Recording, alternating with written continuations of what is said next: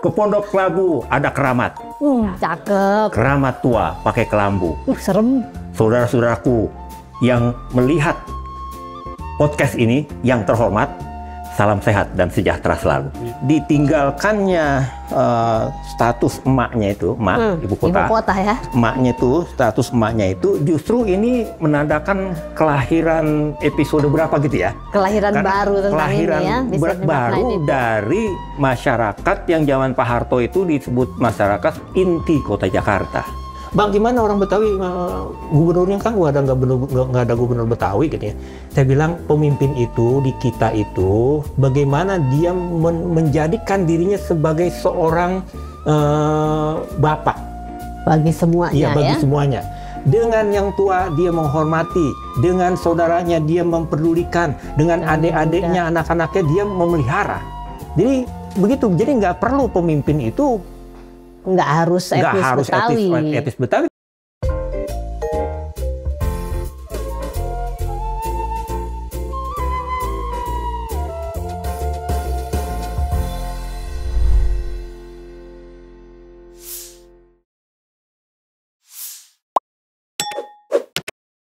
Halo Sobat WR Podcast, masih di edisi ulang tahun Jakarta ya. Kali ini di studio WR Podcast kita kedatangan budayawan Betawi, seniman dan budayawan Betawi. Nggak afdol rasanya kalau aku nggak berpantun kalau ngomong soal Betawi ini. Jadi aku mau berpantun, kalian teriakin ya. Bunga melati baunya wangi. Cakep. Ditanam di samping sini. Artinya hidup ini tak bisa diulangi. Mari kita buka saja acara ini bersama dengan Bang Yahya. Bang Yahya Andi Saputra. Apa kabar Bang? Ya alhamdulillah wa syukurillah masih dikasih nikmat hidup.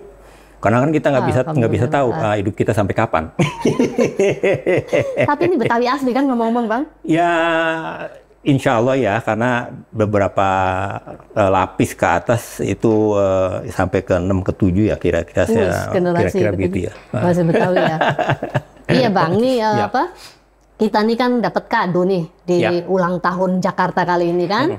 Dapat kado menjadi daerah khusus Jakarta yang tadinya ibu kota, semua orang datang ke sini menjadi daerah khusus. Nah, di kekhususannya tuh ternyata kan menyantumkan di undang-undang itu tentang kebudayaan Betawi, tentang masyarakat asli Betawi dan sebagainya. Nah, artinya kan ada hal yang sangat spesifik bahwa kita harus kembali ke kitohnya Betawi ini kayak apa sih? Begitu nggak lagi jadi ibu kota, Betawinya kayak apa? Nah, saya ini ingin tahu gitu Bang, masih relevan nggak sih kalau kita ngomong tentang budaya Betawi dan sebagainya? Karena kalau orang ngomong budaya itu kan yang dilihat artefak ya kan, peninggalan arca dan sebagainya. Padahal kan ini bicara soal manusia, kalian kebudayaan. Gimana nih menurut Abang? Ada kesulitan kah atau apa di kondisi sekarang ini? Atau makin terhimpit nih, tergencet nih Betawi ini? Ya, thank you, terima kasih Ibu Dr. Evi.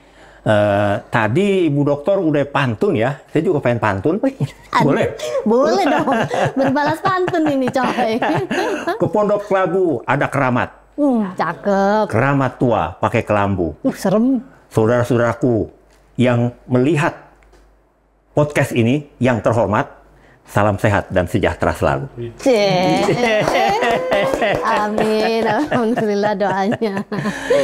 Gimana Bang, lanjut Bang. Kalau tadi yang disampaikan nama Ibu Dokter itu memang kita sih melihatnya bahwa kebudayaan itu kan dinamis ya sebetulnya. Cuman memang beberapa orang melihat bahwa kalau dia bilang kebudayaan yang tradisional, kemudian itu senantiasa dihantam-hantamin sama yang modern, yang baru. Gaya hidup yang ngopi-ngopi di kafe gitu, kemudian juga nyanyi-nyanyi dengan gaya-gaya lain, tari-tari dengan tari-tari lain, lagu-lagu yang padahal kan itu sebetulnya dia seharusnya berdampingan. Jadi nggak ada sesuatu perkembangan yang akhirnya yang kemudian disebut tradisi dan modern itu yang bertentangan. Kalau dia bertentangan, dari dulu kita nggak bisa ngapa-ngapain sebetulnya ya. Oleh karena itu keyakinan kita bahwa kebudayaan kita itu sangat fleksibel ya. Kalau kita boleh mundur ya, Afi ya, kita boleh mundur itu di abad kedua jelas. Kalau kita baca buku-buku ya, buku-buku lama ya, buku-buku misalnya yang buku-buku tentang penelusuran sejarah Jawa Barat, terus buku-buku lain atau buku-buku yang hasil musyawarah sejarawan tahun 1500-an kali ya, gitu ya. Itu kan pada abad itu interaksi kehidupan kita dengan saudara-saudara kita dari mana-mana tempat itu sudah terjadi. Karena di abad kedua itu, ketika kerajaan Salakanegara itu muncul, itu kan engkong yang kalau Betawi kan ya, orang tua itu orang yang dihormatin dibilang yang engkong, kalau nggak ya aki gitu ya, engkong. Si engkong ini yang namanya Aki Tirem. Karena dia kenapa disebut Aki Tirem? Karena dia memang tinggal di kawasan sungai Tirem, gitu ya, Sungai Tirem. Sungai Tirem tuh kalau kita menuju ke utara melalui timur, katakanlah sekarang kalau kita ke utara itu melalui timur itu melalui BKT. Oh, Banjir Kanal Timur itu ya? Itu kan BKT itu terus ujung sampai ke Marunda Turi. Ya. Nah itu ada rorotan. Kita ngelawatin rorotan. Rorotan itu kemarin ya pada masa sahabat kita Bapak COVID itu datang ke sini, itu kan tanah kuburan kurang, Vi. Iya, itu banyak sekali. Itu kan DKI sampai Jakarta kekurangan lahan. Pemerintah kelabakan. Ini di mana mau ditanam nih orang-orang yang kena gituan? Di Sreng-Sreng ya ada. Di sana juga ada. Itu sekarang kita bisa melihat tuh nisan-nisan warna putih panjang. Kita kalau melihat itu, Vi ya, waduh rasanya kawan kita ada di situ. Orang-orang baik ada di situ. Yang tiba-tiba dia ya karena itu. Jadi dari situ kemudian kita terus ke utara nanti ketemu Sungai Tirem. Sungai Tirem, Kali Tirem. Nah, di Kali Tirem itulah yang engkong kita itu mengkoordinir komunitas masyarakat situ. Dulu disebut bukan Betawi, dulu disebut Proto Manusia Melayu Betawi. Oh, Proto Manusia Melayu. Penyebutan Proto Manusia Melayu Betawi pun itu baru muncul kemudian dari orang-orang model model Raffi yang orang akademik muncul gitu karena ya apa nih komunitas yang dipimpin oleh Aki Tirem. Si Aki Tirem itu dalam buku itu nama aslinya namanya sebetulnya Aki Luhur Mulia. Nah, pada saat itu kawasan itu makmur, gerabah. Tiram kan itu kalau kita makan di pinggir jalan tuh kaki 5 tuh kan ada tiram tuh apa sih? Ini yang binatang laut kecil-kecil kan? Yang tapi ini tiram gede nih kalau tiram. Jadi yang asik tuh. Nah, makmur. Pertanian juga situ makmur. Hasil laut oke. Dia makmur. Kemudian orang-orang yang nggak punya pekerjaan jelas, yang akhirnya ditetapkan oleh para ilmuwan itu sebagai perompak. Dia merompak ke situ. Aki Tirem kewalahan. Kemudian dia mengundang anak-anak muda dari utara. Si utara ini nggak disebut dalam buku itu. Apakah utara itu India? Apakah apa? Tapi datang ke situ, dia datang. Kenapa Tuan? Kenapa Bapak undang kita? Tolonglah bantu kami untuk menghalau perompak-perompak ini. Dia membantulah dengan beberapa kawannya yang kira-kira 20-50 orang. Dan dia berhasil mengusir perompak itu. Aman, kondusif, kemudian dia berpikir, ini aku, si Aki Tirem itu, si Aki Luhur Mulia itu, aku punya anak perawan, cakep. Mungkin cakep sama kamu kali, Vi. Oh, cakep dah. Hidung mancung, mata asik gitu ya. Jadi, aku kawinin. Maka dikawinin. Ketika dikawinin, dikasihlah kesempatan memimpin kawasan itu, sehingga si anak muda inilah yang memberi nama kawasan itu sebagai kawasan Salakanegara. Salakanegara. Dan dia bergelar Dewa Warman. Nah, itu jelas. Bagaimana kemudian lokal dengan interlokal, interkontinental yang datang ini ya, menjadi satu kesatuan yang utuh. Akhirnya kerajinan rakyat semakin mantap, pertanian hidup, pertanian macam-macam ya, dengan hasil segala macam. Kerajaan itu memudar, munculkan kerajaan baru namanya Tarumanegara. Maka di dalam buku-buku sejarah nasional dimulai dari Tarumanegara ya. Salah kan negaranya nggak disebut. Kenapa itu? Karena si Tarumanegara itu tanemin dia punya prasasti di berbagai tempat. Ada di Bogor, ada di Cidanghiang, ada di sini. Sementara yang salahkan negara cuma nggak ada. Padahal itu raja terakhir itu, raja pertama dari Tarumanegara itu menantu dari si Dewa Warman 8 gitu. Jadi, nah itu jelas di situ kan pertanian maju, sehingga di Betawi itu kemudian untuk pertanian ada upacaranya, baritan. Jadi kalau mau ada bala gitu, dia panggil dukun-dukun untuk apa? Nenek unduk-unduk, kakek unduk-unduk. Ada daging mengungsir udah kagak. Ada daging si kapes-kapes, limpes, urip warseng hidup putih. Ya, ora apa-apa. Sembuh.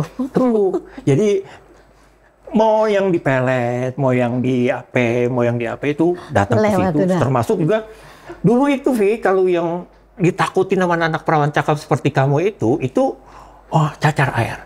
Oh, wabah cacar air ya saat itu. Batavia saat itu juga terserang itu ya, waktu zaman kolonial itu ya? Justru beberapa gubernur jenderal itu jatuh tempo karena memang kena cacar air dan juga muntahir. Jadi itu takut tuh, maka jadi sebenarnya Jakarta, Betawi itu punya kekebalan imunitas ya, dari zaman dulu itu, dari kolonial sudah ada wabah muntaber lah, apalah, sampai COVID terbaru ini ya. Kan yang jelas itu, artefak itu kita kenalin sekarang dalam bentuk ondel-ondel. Oh. Ondel-ondel itu dalam buku yang ditulis oleh Olivier Johannes Raff, yang diterbitkan oleh Gramedia, itu dia bilang ondel-ondel dalam bahasa Belanda itu, ini ngomongnya saya benar apa enggak nih? Poppen om gestin te periakan. Jadi sepasang boneka besar yang menghalau wabah penyakit. Jadi kalau dulu ini dipanggil tuh, ya ini.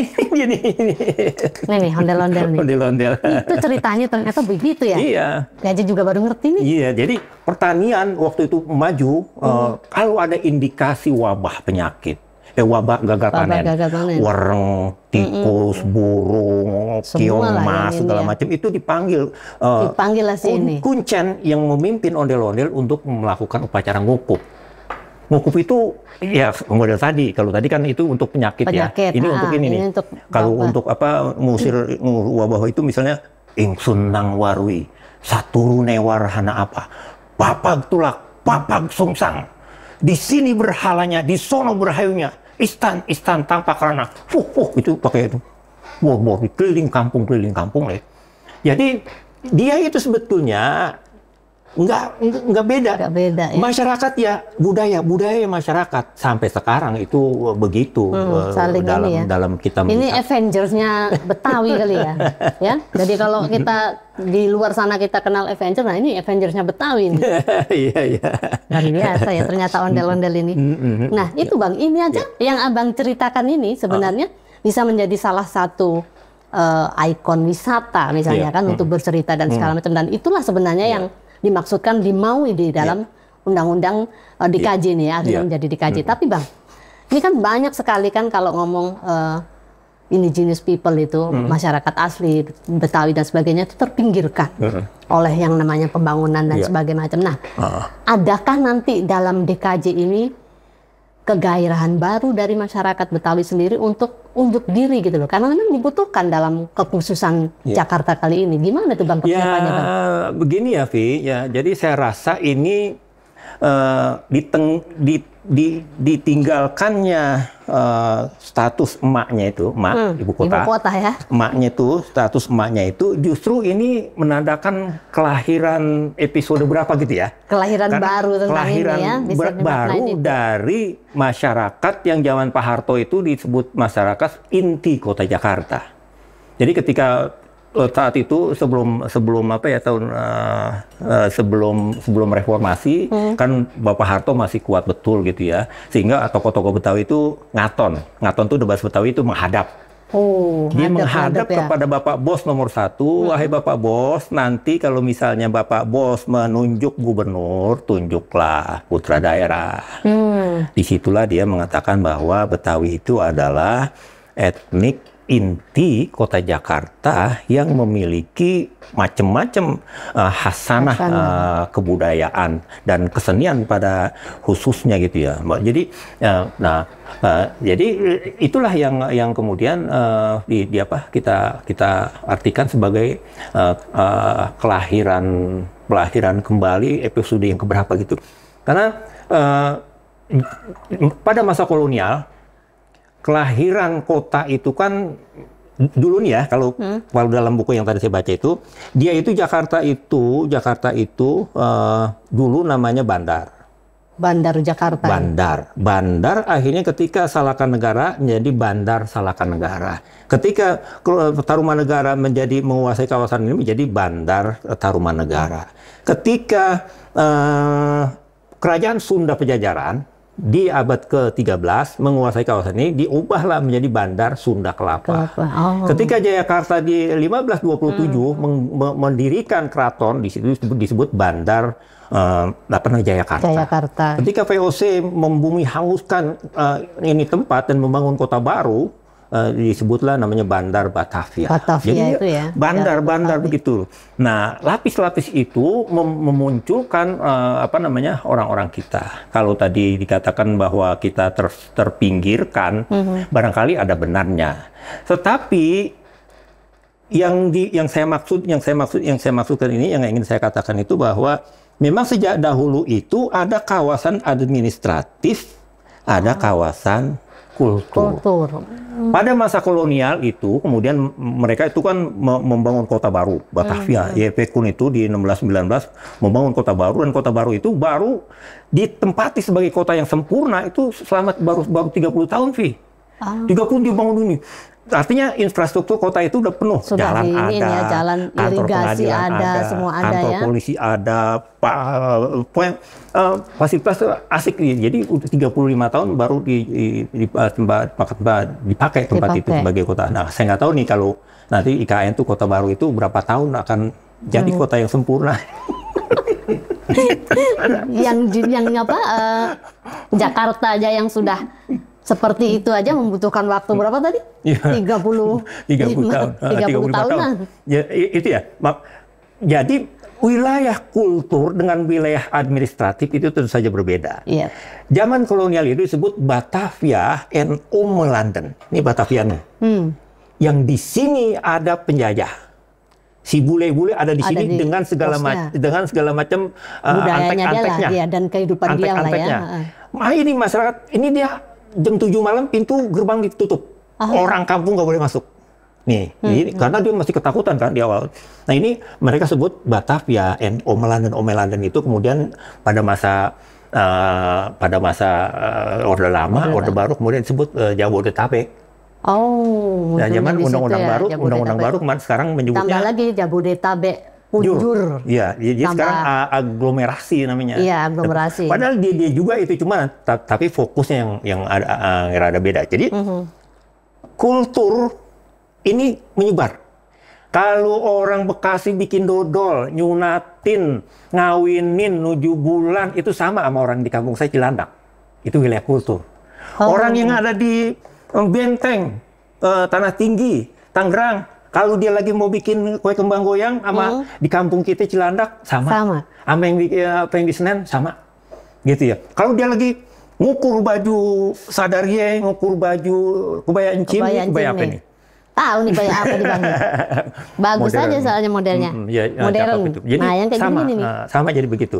Tapi memang yang selama ini orang Betawi rasakan itu, saya sebutnya setiap hari, bukan setiap hari ya kalau menyebut, setiap bulan atau setiap tahun lah, setiap tahun di kota ini senantiasa terjadi mutilasi kota. Kasar ya? Mutilasi kota. Iya. Tetangga saya dulu, kampung tetangga saya itu ada asinan. Asinan paling oke. Asinan Betawi kan yang terkenal ya? Asinan paling oke. Kemudian kuliner lain apa? Lepet. Lepet paling oke. Lepet. Tahu nggak? Sama di Jawa itu lepet. Lupa kali lu sama lepet mah. Lepet yang dari janur itu kan? Tahu. Sama lepet. Kemudian ada dulu guru ngaji di situ, guru ngaji dan dukun sembur tuh. Jadi kalau anak baru lahir gitu ya, anak emak baru lahir tuh ya, kita ngerasain tuh ya. Itu ada yang emaknya habis lahir, kemudian dia nggak punya air tete. Atau kebanyakan air tete. Itu siapa yang nangani? Itu kan mak dukun kita. Mak dukun kita itu kemudian yang ngeberesin dia, termasuk benerin lah ya. 7 bulan. 7 bulan itu, Vi, kalau itu udah 9 bulan masih di sini, nih, malang begini, itu bahaya. Ini belum ada dokter teknologi canggih, sudah ada mbak dukun ini. Iya, ini begini nih, dia bisa ngerasain, dia bisa terabah tangan. USG nih ya, USG iya, model. Kalau sekarang kan, ya? Kalau zaman sekarang tuh kita pergi dan tuh, Pak, ini bahaya nih Pak, bini Bapak. Nanti kalau udah didodet aja perutnya, didodet tuh apa sih? Iya, sesar. Dodet aja kalau cara Betawi itu ya, didodet aja perutnya. Nah, terus sekarang dia begitu. Dia rabah, bahwa ini laki, bahwa ini perempuan. Oh ini bibirnya maaf ya sumbing gitu. Ini tangannya lebih kan ini ada yang tangan segini nggak ada ini kakinya ya, itu sudah bisa dideteksi saat itu ya. Dia yang beresin atau kalau itu dia lagi bunting ya, tuh bini kita kan khawatir sih ya. Ini lilit. Dia tuh yang beresin tuh madukun kita. Makanya tuh jampe tadi itu jampe itu kan memang ya untuk itu, sampai pengobatan, sampai segala macam. Nah, dia juga ngajarin perukunan. Perukunan itu agama, belajar agama. Jadi sifat 20. Untuk sifat 20 itu kan sifat keesaan Tuhan. Jadi dia ngajarin, sini Halifah, sini kumpulin. Jadi abis asar gitu ya, dia datang ke kampung-kampung. Di kampung itu dia pilih salah satu rumah yang paling dia suka. Nanti tuan rumah itu disuruh kumpulin tuh teman-temannya. Kumpulin sini habis ngaji nanti dia baca hikayat. Jadi dia ngajarin sifat 20. Wujud artinya ade, maka mustahillah dia tiade. Mana dia dalilnya? Allahul ladzi khalaqas samawati wal arda wa ma bainahuma. Dinyanyiin gitu. Habis itu kemudian kan wujud kidam baqa wala fatul hadisi qiyamu ta'ala binafsi wa qudat iradat gitu. Cepat 20 aja sama dia sambil menyanyi. Makanya anak-anak dulu perawan-perawan kita itu tahu itu ini ya, karena memang mereka perhatiin dan diajarkan.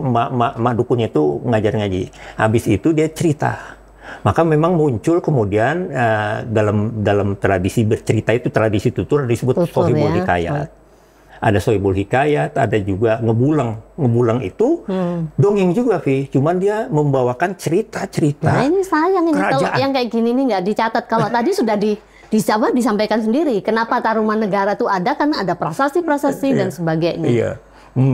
Gitu. Jadi yang tadi ya, yang saya bilang itu mutilasi itu memang ya itu. Jadi yang dulu di kampung itu begitu kuat tradisi andilan, tradisi kumpulan, tradisi ngebangun rumah, tradisi membuka ini buka itu ada karena kawasan itu kemudian yang sekarang sih menjadi hunian yang paling mewah ya di sono, di dekat rumah saya itu dekat Gandaria Selatan. Jadi itu paling mewah. Jadi begitu. Jadi memang ada unsur itu. Ketika dia pindah ke situ, ini tanpa konsep membangun kampung di sini, maka dia galau. Ini mana pimpinan saya? Ini mana roti saya? Kita tunggu nanti Ini pimpinan mana itu. roti Sekarang, buaya saya? ini Bang, ini aku lagi bikin ini Bang. Oh, ini apa Kita nih? bisa bikin. Ini secang, wedang secang. Oh, secang itu Secang. salah satu bahan untuk bikin bir peletok. Kalau Nah di itu Betawi. makanya ini kan mirip-mirip. Tapi biasa kalau mau pakai madu silahkan. Kalau Ini saya boleh nggak diminum, suka. Vi? Boleh dong. Bismillahirrahmanirrahim. Memang lagi haus kita ngomong.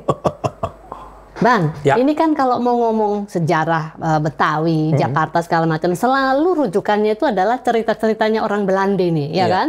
VOC yang begini. Nah, kok nggak ada gitu? Kalau tadi abang ceritakan banyak loh sebenarnya kearifan lokal dari Betawi sendiri, tapi nggak muncul ini dalam apa diksi-diksi literasi.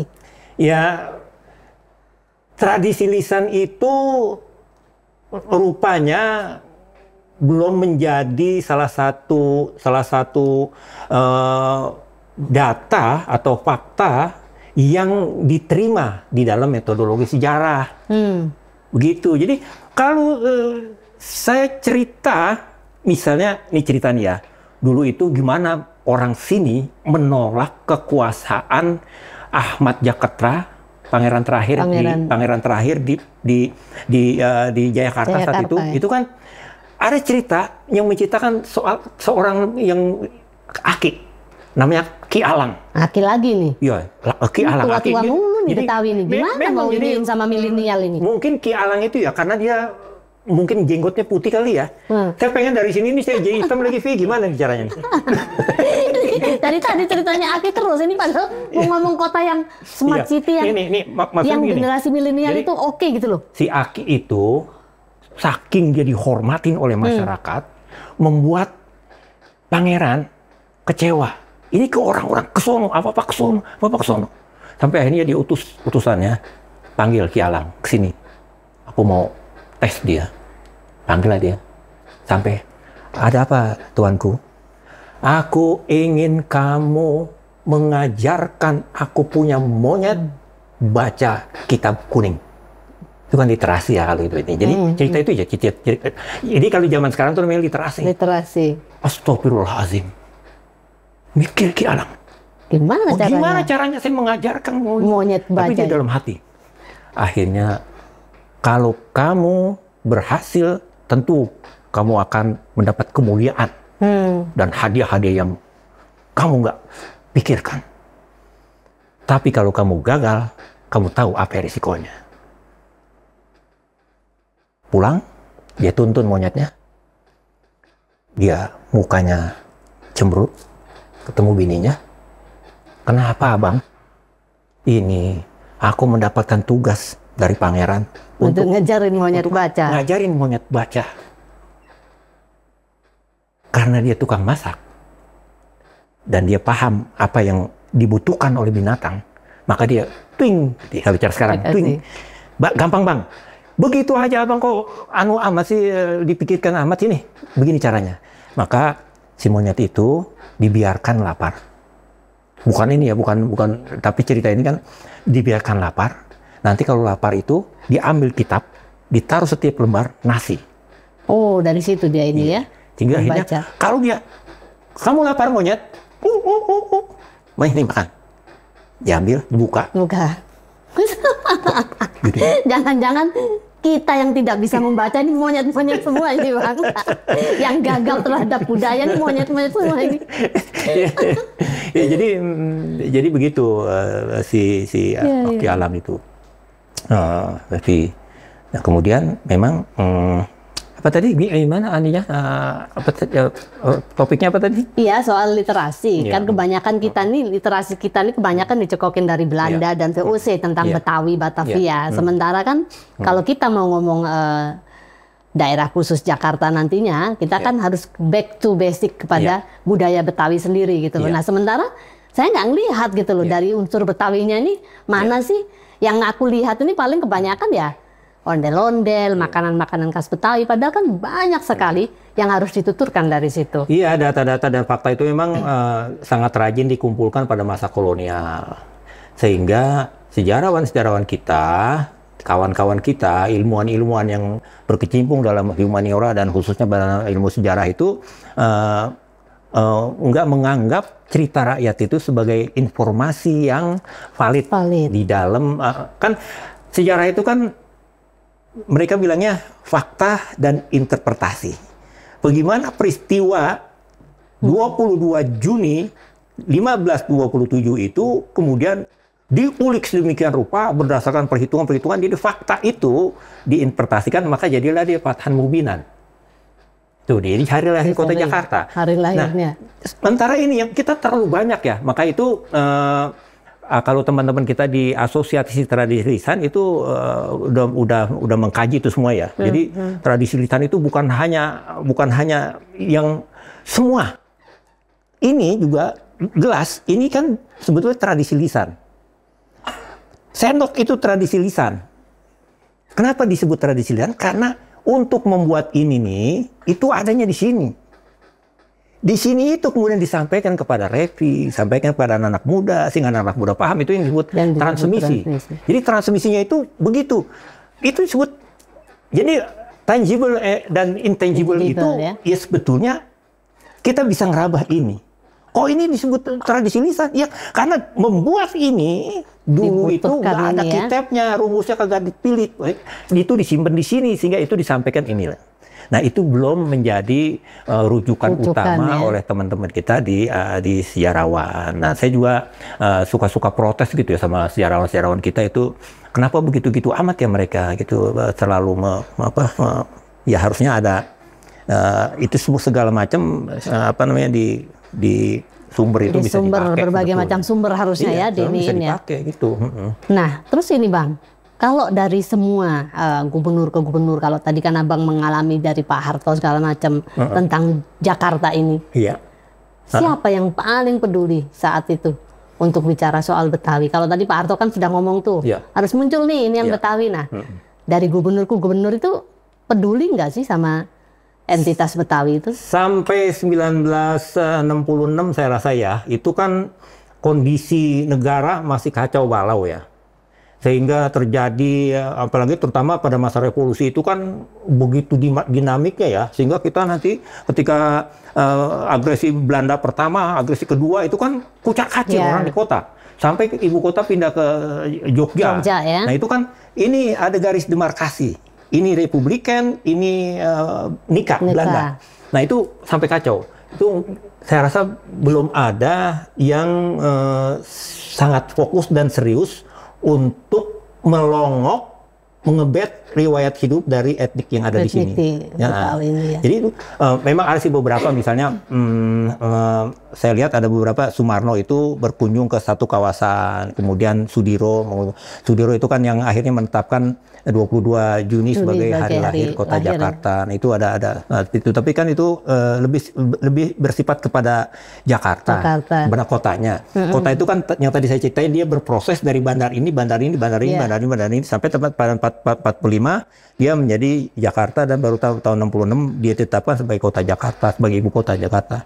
Nah, kemudian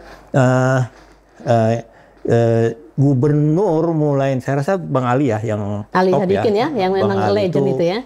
Bang Ali itu yang top ya, dia karena dia punya tinggalan itu nggak ter ada legasinya buat Jakarta, Bang.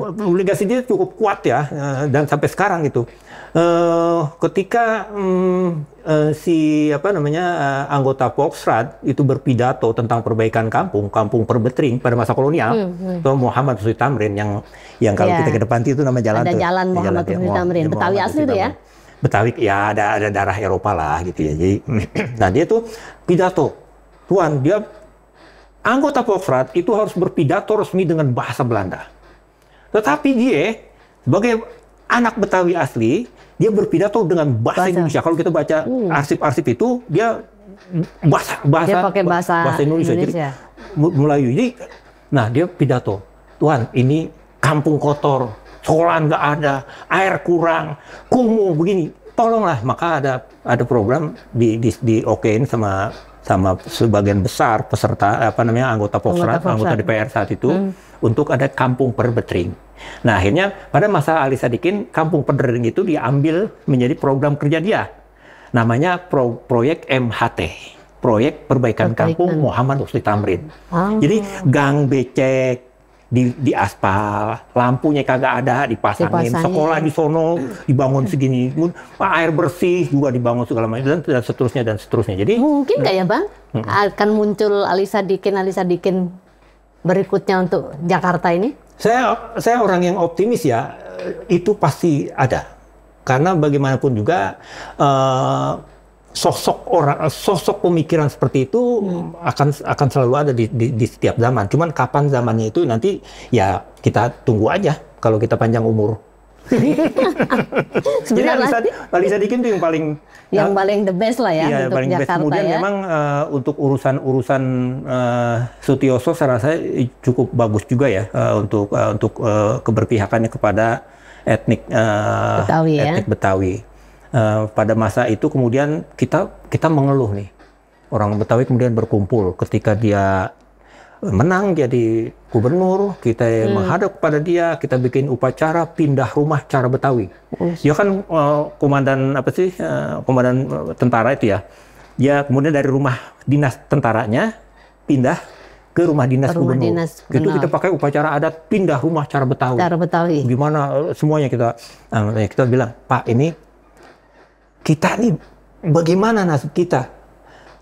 Itu orang misalnya nih, kalau kita ini bukan mau menyinggung rasis ya maksudnya, tapi kita menyebut itu, wayang orang Barata asik di sini, gedung pertunjukan Miss Cici asik di sini, kemudian gedung kesenian Betawi mana? Gak ada ya, Bang? Gak ada, maka kemudian. Nah, padahal 1976 itu kan kalau nggak salah ada lembaga kebudayaan Betawi ya. Iya. Pasti salah satunya juga bicara soal seni, pentas dan segala macamnya. Iya. Itu lembaga kebudayaan Betawi juga rasanya peran Bang Ali itu sangat besar. Karena saat itu dia bikin satu tim untuk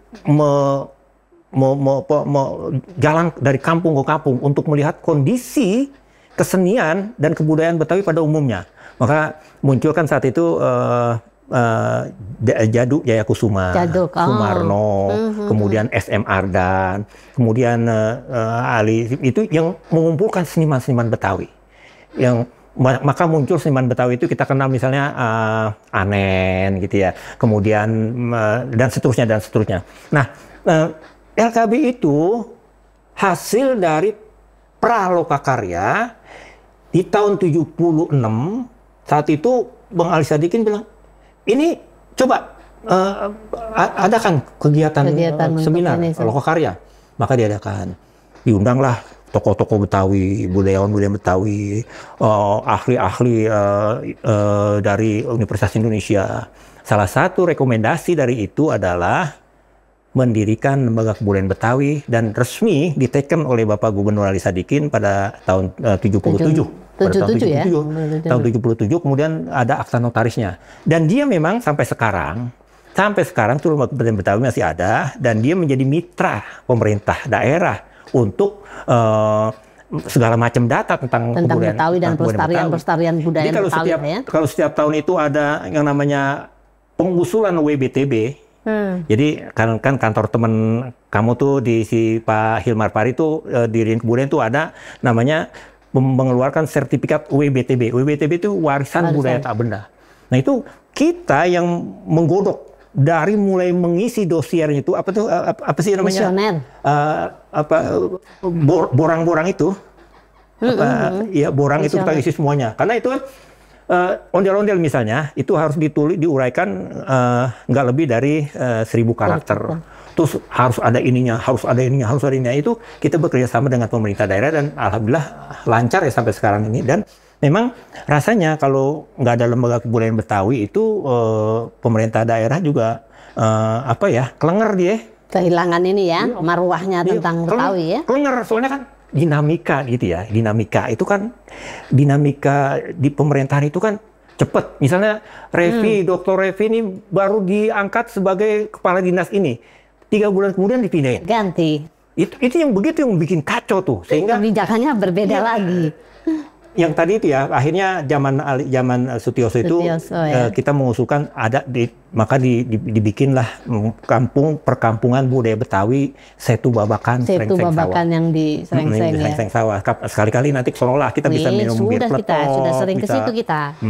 Sonolah, gitu. Iya. Betawi ini emang harusnya tidak ada matinya ya.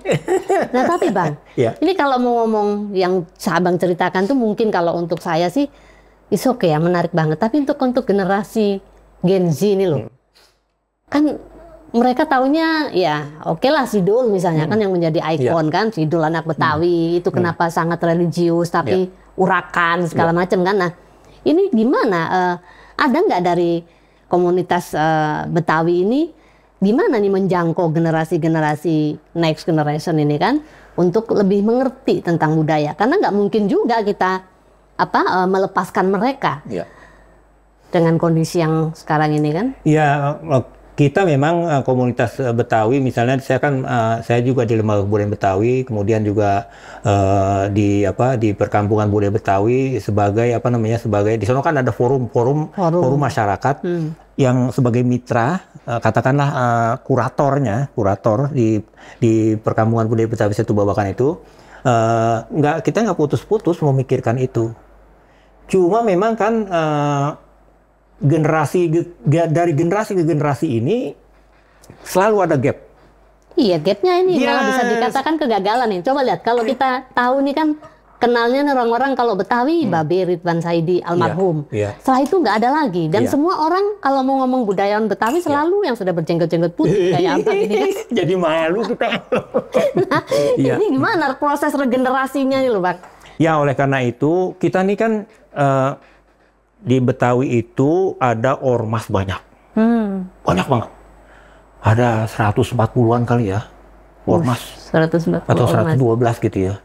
Itu ada ormas-ormas yang kelihatan lebih besar gitu ya. Ada misalnya Forum Komunikasi Masyarakat Betawi Forkabi, ada Forum Betawi Rempuk, FBR. Nah, ada juga dulu niatnya itu ada Bamus Betawi. Bamus itu Badan Musyawarah Organisasi Masyarakat Betawi.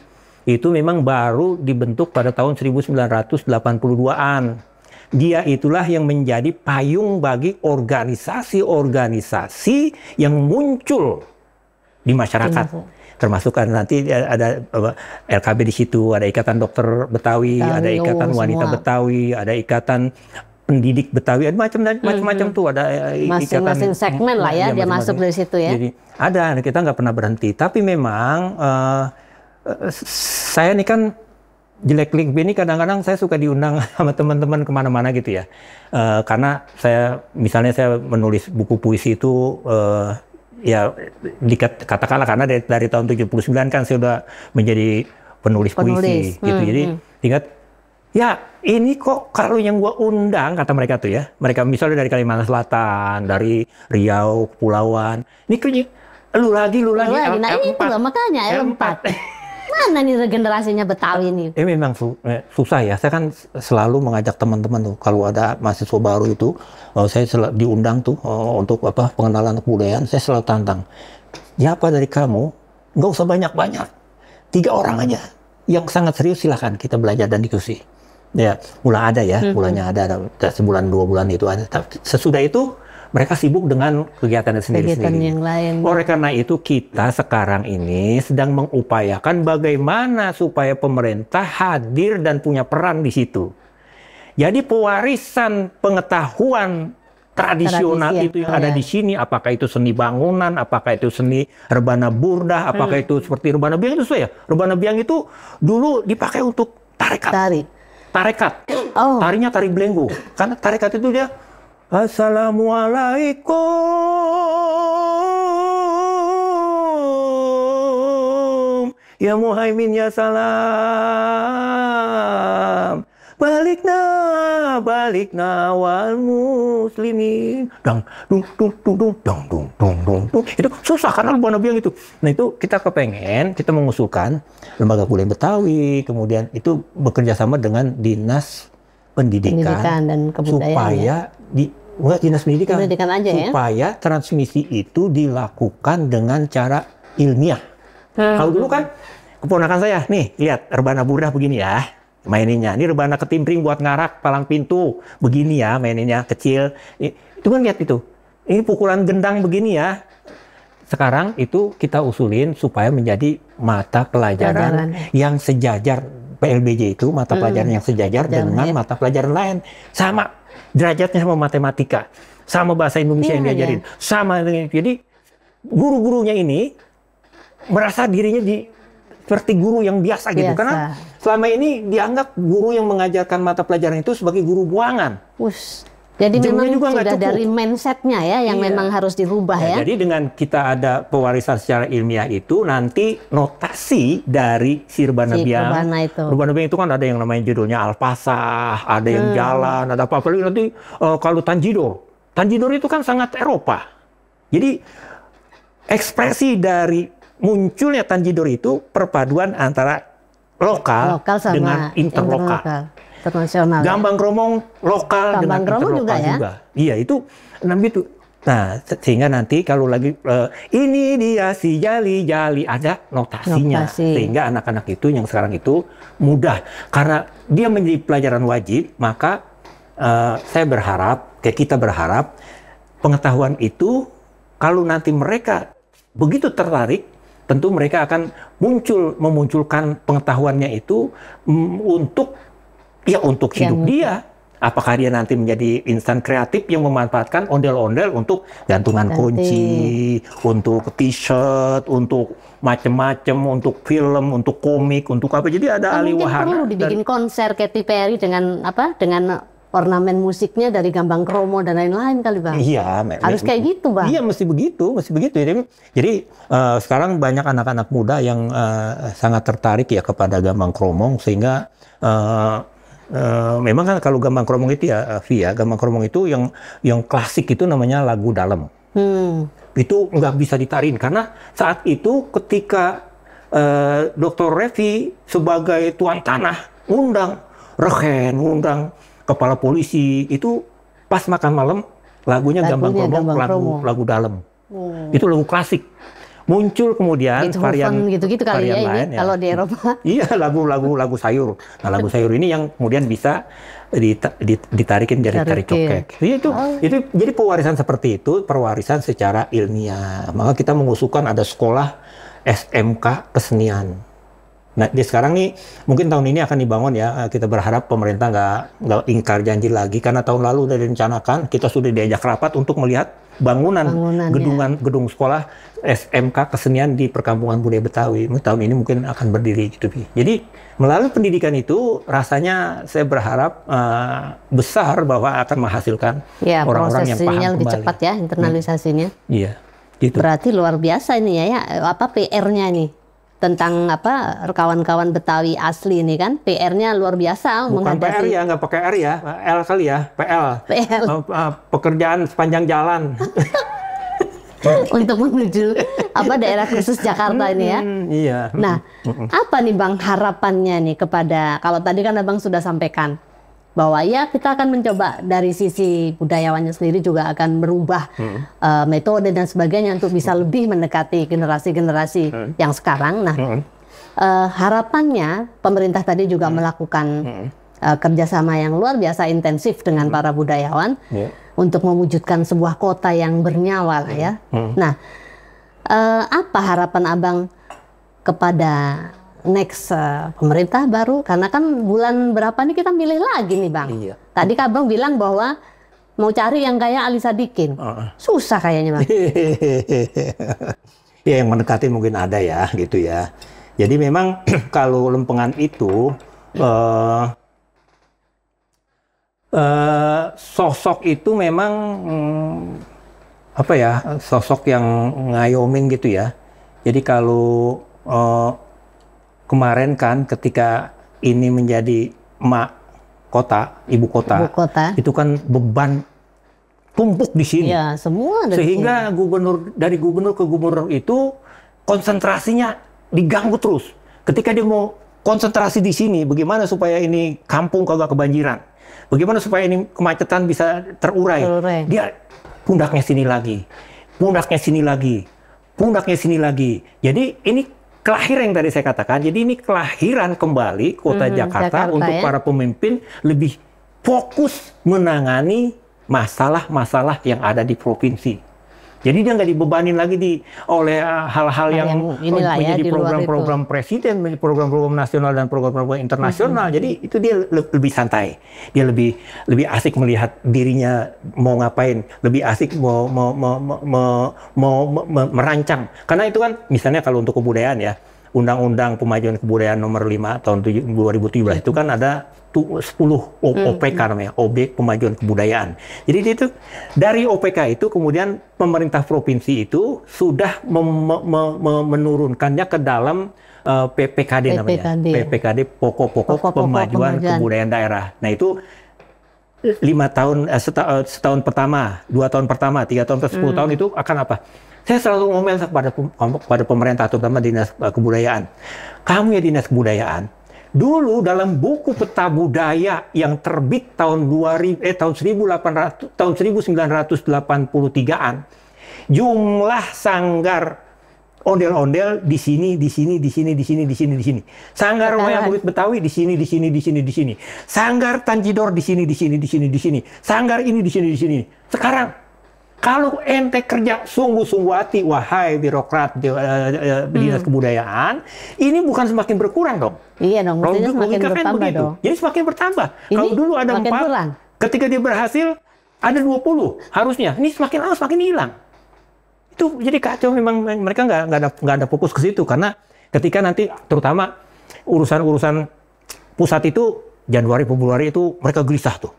Karena si hujan ini menjadi ancaman betul bagi mereka, sehingga mereka lebih siap menyiapkan perahu karet daripada mikirin hal-hal yang begitu. Meskipun cara itu pun sebetulnya kalau dari ini ya Pia, dari kearifan lokal kan, bagaimana kita berkomunikasi dengan air, berkomunikasi dengan udara. Iya, itu kayak kan, tadi itu kan, berkomunikasi dengan hama wereng dan sebagainya. Itu, orang tua kita tahu, dia ngendus perengusnya kambing. Dia ngelihat ayam itu lagi nyeker-nyeker, padahal jeder. Itu dia aman-aman aja, itu ayam, itu tandanya bahwa meskipun itu gluduk segede-gede alaihim, tapi selama ayam itu masih aman-aman aja, itu nggak jadi apa-apa. Tapi kalau baru angin-angin kecil tuh ayam udah kiek lagi, panggil anak tuh, kamu ke sawah buru-buru bedahin itu, ini pasti akan seperti itu. Jadi sesuatu orang kita itu dimanapun sudah akrab dengan alam di sekitarnya. Jadi nggak bisa, itu yang disebut dalam teman ente tuh si Pak Dirjen itu yang bilang ekosistem. Jadi dia membaca ini. Karena emang daun sirih si dukun tahu gunanya apa. Si teleng dia tahu gunanya buat apa. Jadi kalau udah sakit mata itu pakai teleng. Jadi itu udah begitu. Nah, si air ini dia punya hak hidup. Pada siklusnya dia akan begini. Itu kan kita udah tahu sebetulnya. Oleh karena itu pada masa kerajaan Tarumanegara itu dia mengupah tukang-tukang yang akhirnya penggalian sungai itu, Candrabaga itu, dia hadiahkan 1.000 sapi kepada para pekerjanya. Pada masa itu abad kelima. Bayangin coba. Karena dia tahu ini memang dia datang dari sono. Nah sekarang ini pemerintah memang sedang, seperti saya barusan tadi meninjau embung yang dibikin orang-orang Betawi bilang dongdang. Di mana? Embung itu di kawasan dekat Setu Babakan. Di kawasan Setu Babakan itu ada dua setu ya, Setu Babakan, Setu Mangga Bolong, dan Setu Bikinan yang embung itu. Nah sekarang itu untuk menanggulangi lah kalau kata kasarnya, dia menyimpan air hujan. Nanti kalau dia udah hujan udah lewat, dia akan dimanfaatkan untuk yang lain. Banyak tuh di Brigip, kemudian di Lebak Bulus, di Jakarta Timur ada beberapa. Itu sangat serius ya pemerintah untuk melihat itu, dan itu bagus ya. Bagus ya, jalannya ini. Bagus. Berarti ya so far oke lah semuanya ya, persiapan untuk menuju daerah khusus Jakarta ini ya. Ya semuanya sih harus siap ya. Kalau kita nggak siap ya ketinggalan juga. Jadi ketinggalan zaman ini nanti. Ya semua harus siap, dan Sebetulnya sih kalau di sini itu kan kita dari dulu udah biasa ya. Apa sih global itu kan? Global itu ya bagaimana kita menjadi global itu dengan ekspresi-ekspresi yang ada. Bagaimana Tanjidor muncul dengan globalisasinya. Bagaimana ondel-ondel muncul dengan makna globalnya itu. Jadi sebenarnya udah di situ. Jadi ya di sini tuh masyarakat yang fleksibel ya. Dalam tari topeng Betawi itu ada lipat gandes namanya. Jadi itu sebetulnya ekspresi dari kita siap. Lipat gandes itu artinya yang fleksibel. Kita ini masyarakat fleksibel. Silakan. Kita siap dengan berbagai macam perubahan, masukan dan sebagainya ya. Iya, di dalam diri dia itu ya udah multikultur. Betawi ini sudah multikultur dan open minded sebenarnya ya, intinya ya. Nggak jadi soal. Makanya saya selalu ditanya sama teman-teman wartawan, Bang, gimana orang Betawi gubernurnya kan nggak ada gubernur Betawi gitu ya. Saya bilang pemimpin itu di kita itu bagaimana dia menjadikan dirinya sebagai seorang bapak. Bagi semuanya ya. Bagi semuanya. Dengan yang tua dia menghormati, dengan saudaranya dia memperdulikan, dengan adik-adiknya, anak-anaknya dia memelihara. Jadi begitu. Jadi nggak perlu pemimpin itu nggak harus etis Betawi karena dari gubernur ini penjajah ya. Penjajah itu kan VOC itu dia bangkrut karena korupsi. Itu lebih dari 33 gubernur jenderal. Kemudian di 1800 sampai 45 itu sampai direbut Jepang itu juga begitu, karena itu kan penjajah, beda ya. Perspektif mereka kan mengeksplor sebanyak-banyaknya untuk mencari keuntungan buat dia. Nah itu jadi yang kita kepengenin seperti itu. Nggak penting siapa itu, dari mana itu, yang penting dia hadir ketika kita perlu. Dia senyum ketika kita lagi kesel. Dia memeluk kita ketika kita lagi ngusruk jatuh begitu. Jadi begitulah yang kita kepengenin dari seorang. Jadi selama ini memang kita nggak berasa gubernur bahwa ini syaratnya untuk jadi gubernur Jakarta harus orang Betawi asli. Toh dari lama juga. Enggak. Masyarakat Betawi bisa menerima semua etnis. Kemarin kan ada usulan supaya pemimpin itu ditunjuk lagi. Ada usulan dari beberapa pihak itu. Ditunjuk lagi. Kita bilang ini kemunduran yang luar biasa. Kita sama-sama lah. Kalau memang kamu layak dan pantas dan rakyat melotot lihat kamu senang karena kamu senyum, karena kamu enggak beban itu enggak dijatuhin kepada kamu, itu kita asik aja sama dia. Nah jadi begitulah kita kepengennya, siapapun kehadirannya itu menjadi penting, menjadi pengobat rindu dendam, rasa memiliki, dia senantiasa ada ketika kita semua lah dalam berbagai kondisi secara umum ya. Ada. Nah itu mungkin ketika ini udah nggak jadi ibu kota akan muncul pemimpin yang begitu, karena kan bebannya sudah khusus untuk ini. Jadi buat kawan-kawan Betawi ini di KJ ini blessing ya sebenarnya, berkah untuk kembali memunculkan ciri khas ataupun entitas Betawinya ya. Iya begitulah harus begitu kita memaknainya, karena memang ini kelahiran kembali dia untuk Reborn. Betawi Reborn. Ya, Betawi Reborn. Betawi Reborn for Jakarta ini. Oke Bang, sudah panjang kita ngomong ini. Closing statement apa nih Bang yang Abang pingin tujukan kepada generasi Gen Z ya, generasi muda khususnya tentang DKJ ke depan dan juga Betawi? Himbauan apa yang ingin Abang sampaikan untuk next generation ini? Kota dan etnik itu seharusnya kita pandang dia sebagai emak kita. Emak yang melahirkan kita nih, dia kan bunting. Melahirkan kita, itu, waduh, anakku diazanin gitu macam. Kemudian kalau dia malam-malam pengen nyusu, buru-buru dikasih. Kalau malam-malam dia kencing, wah anakku kencing, aku girang.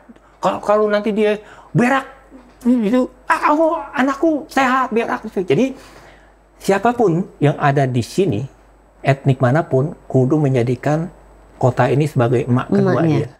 Dia nggak mengeluh kok. Mak kita kapan mengeluhnya? Makanya ada pepatah, cinta emak itu nggak ada batasnya. Jadi dia udah bongkok begini nih, tetap aja nangisnya tuh ditahan untuk memberikan sugesti bahwa hidup itu berjalan terus. Dia sedih nih, sedih banget karena belanjaan kagak ada, ini habis, kemudian rumah bocor, dia sedih. Tapi dia Jakarta begitu, dia senyum terus. Coba lihat tuh lampu, jalanan. Mahal City. Nah, marilah kita jadikan kota ini sebagai mak kita yang kedua. Karena dia terlalu sayang kepada kita. Kita mau ngapain aja, kita mau ngambil napas. Ambil napas ini silahkan, mau kencing di sini silahkan, mau ambil ini silahkan.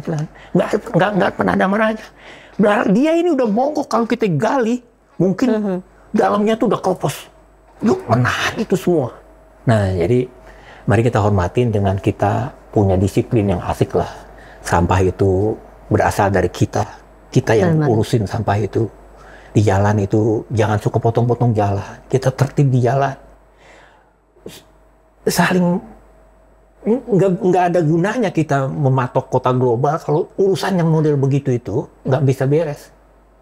Jadi itu mari kita jadikan kota ini sebagai emak kita yang kedua yang memberikan harapan, selalu menyokong kita untuk sampai entah kapanpun, nggak ada batasnya. Gitu kawan-kawanku. Terima kasih Bang Yahya, dalam banget ini ya Sob ya. Sebagai sebuah kota yang dulunya ibu kota dan akhirnya harus menjadi daerah khusus Jakarta, dan itu merupakan blessing karena ini memunculkan identitas kembali Betawi Reborn, salah satu etnik dari keindonesiaan kita. Maka ini menjadi semangat dan spirit bersama untuk kita tetap dalam persatuan yang nyata untuk mewujudkan identitas jati diri kita sebagai sebuah bangsa. Di Betawi inilah kita hidup, di Betawi ini kita bermain, bekerja dan sebagainya, maka sudah sepatutnya kita memberikan yang terbaik untuk Betawi atau daerah khusus Jakarta. Itu saja Sob yang bisa saya sampaikan untuk hari ini di ulang tahun Jakarta ini, dan next kita akan kembali dengan narasumber yang lain berbincang tentang Jakarta harus seperti apa. Oke, Wahyu Revi di sini. Salam Dikdaya.